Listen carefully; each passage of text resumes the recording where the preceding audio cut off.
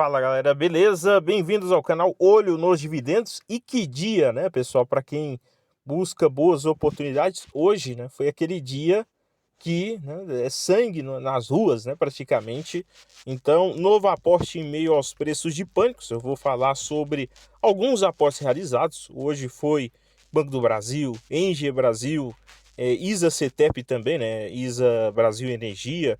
Mercado panicando, precificando a decisão do governo ontem em relação a uma possível nova taxação em relação à renda e isenção, né, ali para uma faixa contábil, tá? E também, né, isso pode estar incluso nova taxação de proventos em pauta e hoje o dólar reagindo acima dos R$ 6. É importante lembrar que lá fora nós não tivemos, né, mercado, feriado nos Estados Unidos, então você tem uma volatilidade maior aqui com menor liquidez. Por exemplo, pré-fechamento nós tivemos Vale nos 57, Banco do Brasil abaixo dos 25, nos 24,47, Semin bem próximo, abaixo dos R$ 5 novamente, né? Então vai entrando numa faixa que não dá para deixar passar ou acompanhar. ISA CETEP, né? Ou ISA Energia, ISA Brasil Energia, abaixo dos R$ 24 novamente. E eu aproveitei e fiz uma leve compra. Devo acompanhar agora como que amanhã será a reação de mercado. Amanhã, na minha avaliação, é a prova de fogo realmente, né, do que o mercado, principalmente, no caso, os gringos, viram, né, sobre. Antes, é importante lembrar que o JP Morgan já rebaixou o Brasil ontem, antes mesmo do anúncio do pacote do Haddad, já tinha dado a sua preferência sobre México, que deve, né, aí também estar junto com os outros bancos. E Caixa Seguridade, abaixo dos R$ 15 novamente, BB Seguros também abaixo dos R$ 34. Antes, nesse momento, é importante, tá? Você que está, né, nesse momento aí aproveitando bons ativos, ter também um suporte para suas decisões ou para chegar a melhores conclusões, também, né, criar alternativas de geração de valor para a sua carteira. Com isso, não deixe passar a oportunidade de ter o suporte para investidores aqui do canal, tá? Eu vou deixar aqui o QR Code na tela, o primeiro link da descrição desse vídeo. Muito fácil de conseguir falar comigo aí a preço bem atrativo, tá?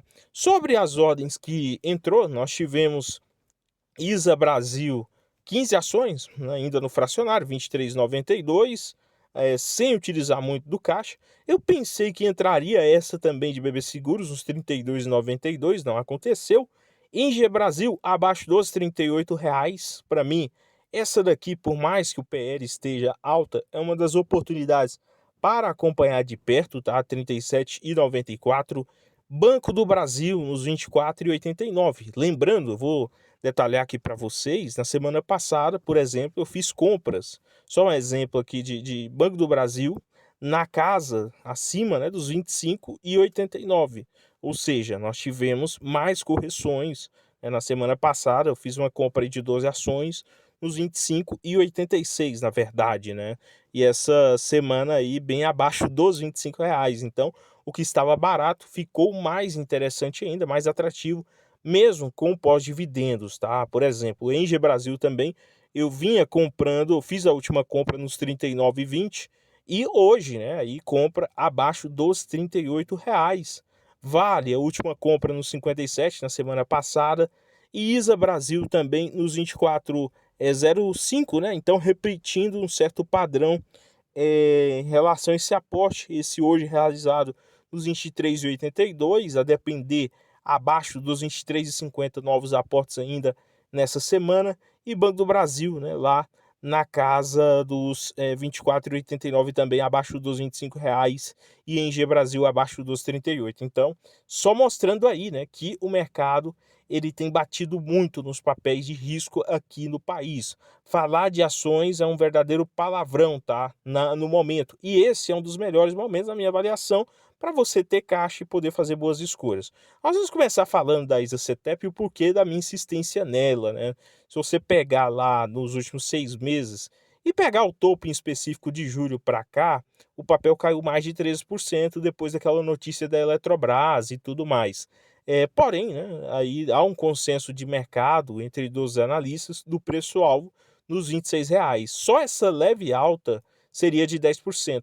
E essa leve alta seria aí o dividendo a ser anunciado, né? O primeiro alvo aqui nos 26, esses 10% de proventos bruto na casa aí de 2,20, 2,30 já daria essa alta. Então, na minha concepção, não dá para deixar de acompanhar, tá? Se o papel volta lá para a base dos 30, chegando à máxima aí dos 33, nós estaríamos falando de mais de 40% de alta, tá? Que pode ocorrer sim, uma vez que o consenso de mercado para a transição paulista, pensando no ano que vem, é, por exemplo, um lucro por ação na casa de 4,96, que daria um PL de 4,7 vezes, tá? Um preço-alvo considerado de R$ 26. E para 2026, na casa de 4,32 vezes.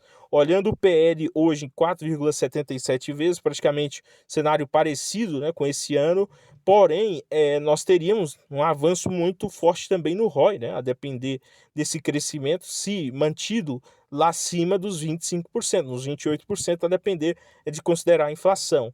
O que pega?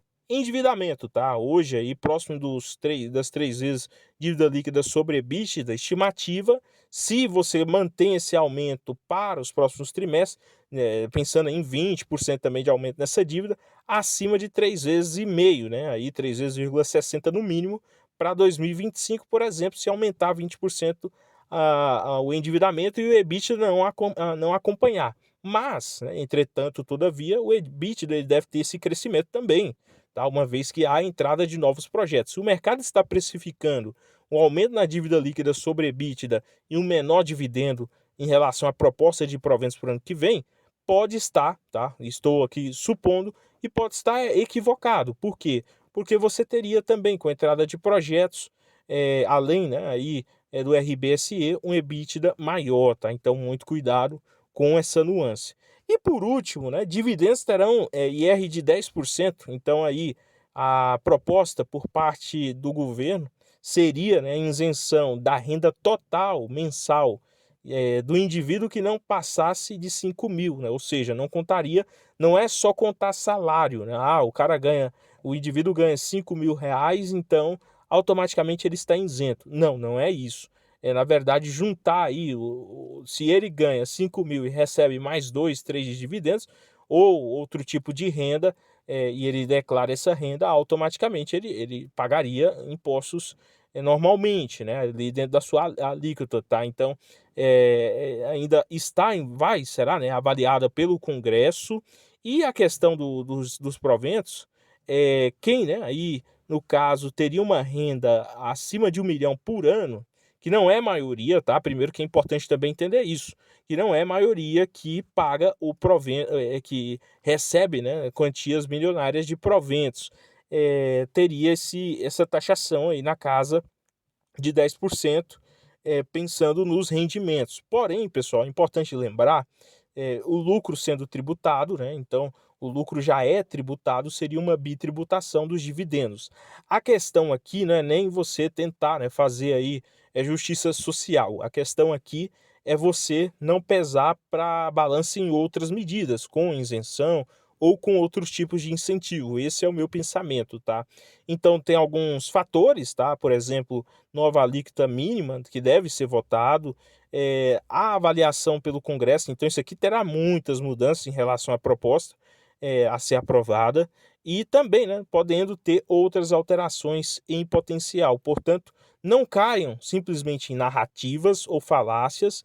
Claro que o governo deixa muito a desejar, inclusive ele, na minha avaliação, ele fez o anúncio dessa possível isenção para quem teria renda total de até 5 mil no momento errado. Por quê? O mercado ele vinha cobrando um corte de gasto. O que era o simples a ser feito? Por mais que a minha humilde opinião, né, nesse sentido, vem aqui com o corte de gasto que o mercado quer, né, ali 50, 70, mas o mercado continuaria com falácia. Tudo bem, depois de algum período poderia vir com essa isenção e com uma outra renúncia fiscal, né? Por um lado, isenção, por outro lado, renúncia e, né, se taxação possível aí de outras maneiras mais inteligentes, tá? Essa é a minha avaliação. E, né, isso ontem já tinha lá fora um certa repercussão, na verdade, é o JP Morgan, mas JP Morgan, na verdade, ele está, né, ali acompanhando o UBS em relação a rebaixar Brasil, né? Já tinha acontecido 2 semanas atrás, esse rebaixamento por parte de outros bancos gringos. Então, ninguém quer perder o emprego. Essa é a minha avaliação. Estão indo mais no automático, tá? E esse tipo de exemplo aqui, para mim, demonstra que é um momento de você ter cabeça fria e olhar o todo. O que está acontecendo realmente com as empresas? As empresas estão participando disso? Elas vão sobreviver a isso? Tá? E o mercado está fazendo preço. Mas o que o mercado é? Quais são as narrativas do mercado? Né, o mercado ele dita alguma coisa ou ele só coloca preço? Esse é o meu entendimento em relação ao momento atual. Então, no mais, o vídeo não representa uma recomendação de compra ou venda de ativos e o otimismo com relação a bons preços continua, tá?